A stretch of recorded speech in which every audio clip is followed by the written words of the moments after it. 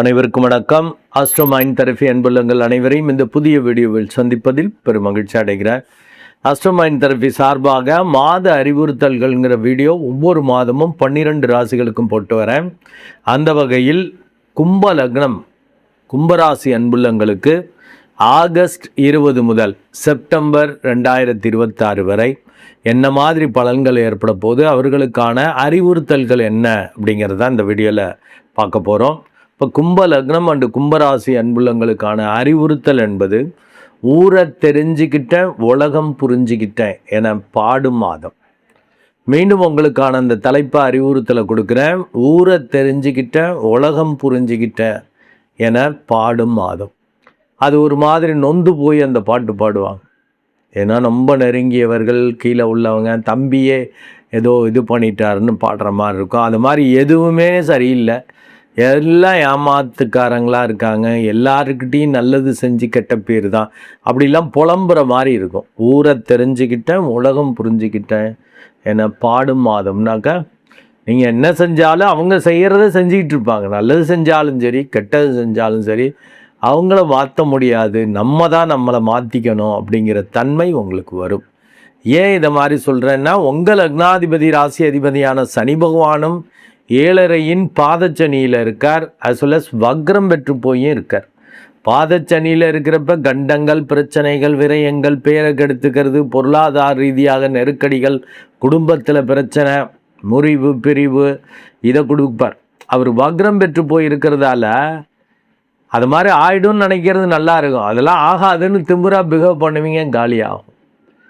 Handle சனி பகவான் சரியில்லை லக்னாதிபதி. மேஜர் கோள்கள் அடுத்து யாருன்னா ராகு கேது. 1.5 வருஷம் வேலை பார்க்கக்கூடியவங்க.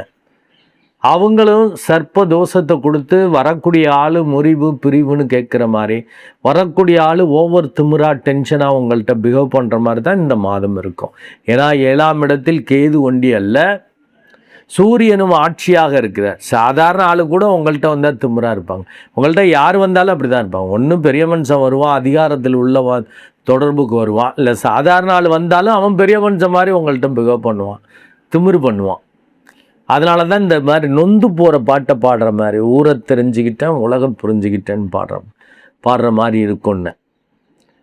அண்ட் அனதர் மேஜர் கோள் எடுத்துட்டாக்க 2.11 கூடைய குரு பகவான் 6ஆம் இடத்தில் உச்சமாக இருக்கிறார். உச்சமாக இருக்கிறது நல்லது. 6ஆம் இடத்துல மறைவு ஸ்தானத்தில் இருக்கிறப்ப குரு பலம் அவ்வளவா இருக்காது.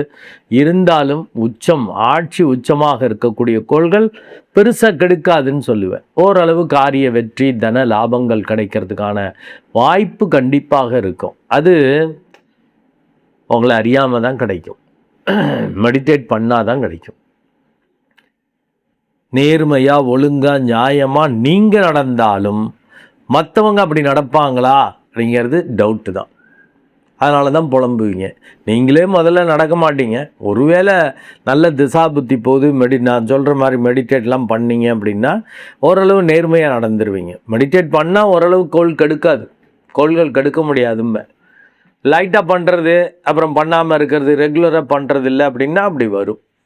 நல்லா மெடிடேட் பண்ணிங்கன்னாக்கா கோள்கள் கெடுக்க முடியாதுன்னு நான் பல வீடியோஸில் சொல்லியிருக்கேன். ஆனால் நீங்கள் ஆசைப்படுவீங்க, ஒழுங்காக பண்ணுவீங்களா அப்படின்னா ஒரு நாள் பண்ணுறது, ஒரு நாள் பண்ணுறது இல்லை, அப்படியே கொஞ்சம் 2-3 நாள் பண்ணுறது, அப்புறம் அப்படி தொடர்ச்சியாக பண்ணாமல் இருந்தாக்க கண்டிப்பாக அப்படி தான் இருக்கும். நீங்கள் எவ்வளவு தான் ஓரளவு மெடிடேட் பண்ணுறதால எவ்வளவு தான் நேர்மையாக நடந்தாலும் மற்றவங்க வேறு மாதிரி நடக்கிறதுக்கான வாய்ப்புகள் தான் அதிகம்.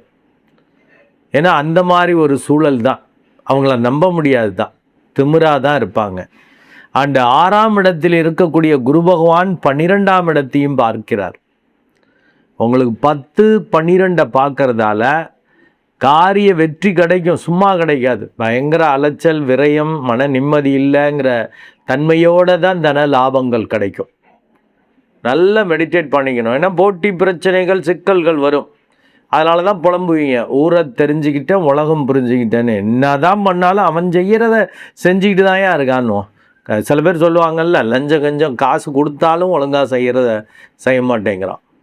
கொடுக்கலைன்னா டோட்டலாக செய்ய மாட்டானோ, அவன் காசே கொடுத்தாலும் அவன் ஒழுங்காக செய்ய மாட்டேங்கிறான்னு புலம்புவாங்கல்ல, அந்த போல தான் இருக்கும்.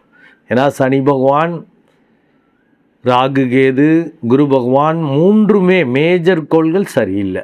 அண்டு 3 10 கூடையவன் 5ல் இருக்கான், அது ஒரு பெரிய ப்ளஸ்ஸு.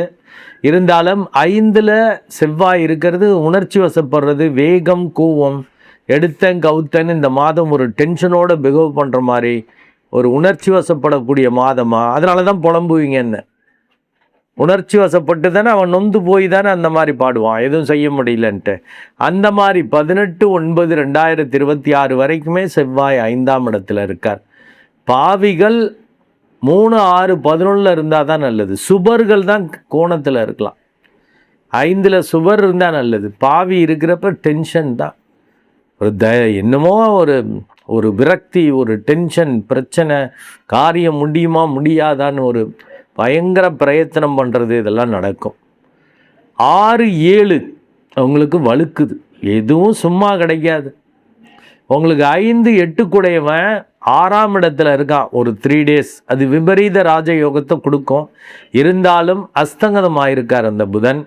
அதனால் மற்றவங்க, பெரியவங்க, மூத்தவங்க, அதிகாரத்தில் உள்ளவர்கள், தந்தை போன்று உள்ளவர்கள், அவங்கள்ட்ட பிரச்சனை வச்சுக்கக்கூடாது. அவர் கிட்டத்தட்ட அஸ்தங்க கதியிலேயே 14/9 வரைக்குமே இருக்கார். லாஸ்ட்டு ஒரு 1 வீக்கு தான் அஸ்தங்கத்திலேருந்து நிவர்த்தி ஆகி நேரடியாக தான் சொந்த பலனை தானே செய்கிறது, சூரியன்கிட்ட ஒப்பு கொடுக்காம அந்த மாதிரி வருகிறார்.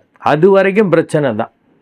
அதிர்ஷ்டத்தை கொடுக்கக்கூடியவர் பெரியவங்க, மூத்தவங்க, அதிகாரத்தில் உள்ளவர்கள் வழியாக தான் அதிர்ஷ்டம் வரும். அவங்கள்ட்ட பிரச்சனை வச்சுக்கக்கூடாது, அவங்களோட இணைந்து செயல்படணும். அவங்க முறிவு, பிரிவு, விரக்தி ஆகிற மாதிரி நீங்கள் செஞ்சிடக்கூடாது. உங்களுக்கு பூர்வ பாக்கியாதிபதியாக வரக்கூடிய இந்த சுக்கிரனும் நீச்சகதியில் பயணிக்கிறார் 3/9/2026 வரைக்கும். அதனால தான் இந்த புலம்புற மாதிரி பாட்டை போட்டிருக்கேன். 5 கூடையவன் சரியில்லை, கிட்டத்தட்ட 14/9 வரைக்குமே சரியில்லை. 3/9 வரைக்குமே 9க்குரியவனும் சரியில்லை. சரி, லக்னாதிபதி எப்படி இருக்கார், அவரும் சரியில்லை. சரி, மேஜர் கோள்கள் அதுவும் சரியில்லை, எதுவும் சரியில்லை. அப்படின்னாக்கா என்ன ஆகும்? அதனால தான் இந்த பாட்டை போட்டிருக்கேன். ஊரை தெரிஞ்சுக்கிட்டேன், உலகம் புரிஞ்சுக்கிட்டேன்னு. பாடம் நேரம் எல்லாத்துலேயும் விரக்தி. என்ன செஞ்சாலும் ஒன்றும் நடக்கலடா, என்ன முட்டுனாலும் மோதினாலும் ஒன்றும் நடக்கலை அப்படிங்கிற மாதிரி நொந்து போகிற மாதிரி இருக்கும். ஜாக்கிரதை. இந்த புதன் ஒரு 3 நாள் விபரீத ராஜயோகத்தை கொடுப்பார். அப்புறம் அவர் 7ஆம் இடம் வர்றது நல்லது. இருந்தாலும் அஸ்தங்கத கதியில் இருக்கிறப்ப மனதிற்கு பிடித்த விஷயங்கள்லாம் நீங்களாக பண்ணிக்க முடியாது, நீங்களாக செய்ய முடியாது. அப்ரூவல் வாங்கிட்டு தான் செய்யணும் மேலே உள்ளவங்கள்ட்ட.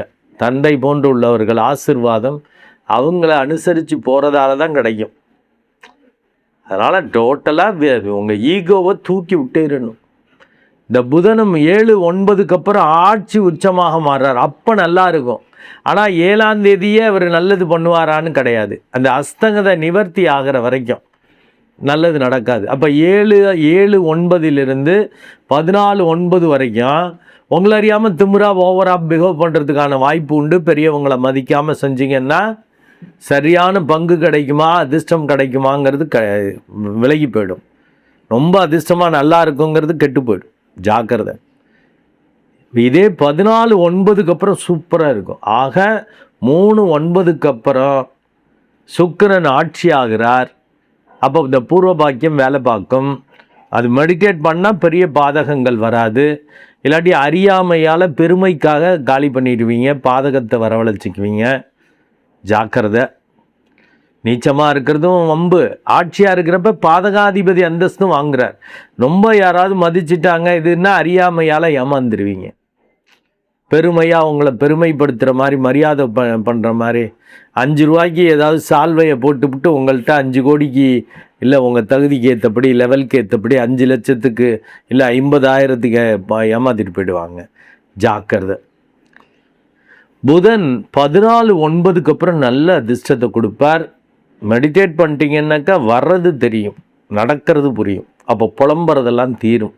லாஸ்ட்டு ஒரு 1 வீக் தான். ஆக இந்த மாதம் ஒரு மாதிரி வீக்காக புலம்புற மாதிரி தான் இருக்குது. எதுவும் சரியில்லை அப்படிங்கிறது. பெரியவங்க மூத்தவங்கள்ட்ட சரண்டர் ஆகிடுங்க. நல்லா மெடிடேட் பண்ணுங்கள். இந்த 2 வேலை செஞ்சீங்கன்னா தப்பிச்சிடுவீங்க. இல்லாட்டி ரொம்ப புலம்புற மாதிரி ஆகிடும். ஜாக்கிரதை. பெரிய இழப்புகளை சந்திக்கிறது, அதிர்ஷ்டங்களை கெடுத்து கொள்வதுன்னு வரும். 14/9க்கு அப்புறம் நல்ல அதிர்ஷ்டமாக இருக்கும். பூர்வ பாக்கியமும் ஓரளவு நல்லா வேலை பார்க்கும் மெடிடேட் பண்ணால். இல்லாட்டி மெடிடேட் பண்ணலன்னா பெருமை புகழ் மரியாதைக்கு மயங்கி தன்னை இழந்துருவீங்க. சிக்கல் வர்றதுக்கான வாய்ப்பு உண்டு. அது மெடிடேட் பண்ணாதான். ஏன்னா செவ்வாய் அது பண்ண விடமாட்டார். திமுறா ஒரு ஃபயராக உட்கார்ந்தாலே பல எண்ணங்கள் வர்றது, வேகம் கோபம் வர்றது, கடவுளையே நிந்திக்கிற மாதிரி வர்றது, இதெல்லாம் வரும். செவ்வாய்னாலே அது சுபர் தானே கோணத்தில் இருக்கணும்னு இருக்கேன். பாவி இருக்கிறப்ப மனசு அடங்காது, அப்படியே கொந்தளிக்கிறது, உணர்ச்சி வசப்படுறதே வரும். அதனால தான் இந்த ஊரை தெரிஞ்சுக்கிட்டேன்னு இப்போ உலகம் புரிஞ்சுக்கிட்டேன்னு புலம்புற மாதிரி பாட்டை சொல்லியிருக்கேன். நல்லா மெடிடேட் பண்ணிக்கங்க. கோள்கள் எப்படி இருந்தாலும் கெடுக்க முடியாது. இந்த மாதம் சரியில்லை, ஏன் சரியில்லைன்னு சொல்லியா எங்களை வீக்காக்குவீங்க? ஆல்ரெடி தான் எங்களுக்கே தெரியுதே, இதில் நீங்கள் வேற சொல்லி வீக்காக்குவீங்களா? அப்படின்னா மெடிடேட் பண்ணுங்க, ஆச்சரியமாக வரும். என்னதான் சரியில்லைன்னாலும் கடவுள் இருக்காரு, தப்பிச்சோம்ல அப்படிம்பீங்க. இந்த இதில் மேஜர் காரியங்கள் செய்ய வேணாம். சார் இல்லை சார் மேஜராக இப்போ தான் நான் புதிய கோர்ஸில் சேரணும், புதிய பெரிய மனிதன் பார்ட்னராக வரார். ஏன்னா 7ஆம் இடத்து சூரியன் ஆட்சியாக இருக்கார் இல்லையா? பெரிய மனுஷன் பணக்காரன் அதிகாரத்தில் உள்ளவன் பார்ட்னராக வரான் சார், அவனை எடுத்துக்கிறதா வேணாமா? கண்டிப்பாக உங்கள் பிறப்பு ஜாதகத்தை பார்த்துடணும். இப்போ நல்ல நடப்பு தசாபுத்தி நல்லதாக இருக்கா? உங்கள் ஜாதகமும் வெயிட்டாக இருக்கா? பிலோவா, ஆவரேஜா, எபோவ் ஆவரேஜா? அதெல்லாம் பார்த்துட்டு தான் நீங்கள் முடிவெடுக்கணும். இந்த மாதம் கொஞ்சம் சுமாரான மாதம். நல்ல தீவிர மெடிடேஷன் வேணும். பெரியவங்க மூத்தவங்கள்ட்ட அனுசரித்து நடந்துக்கணும்.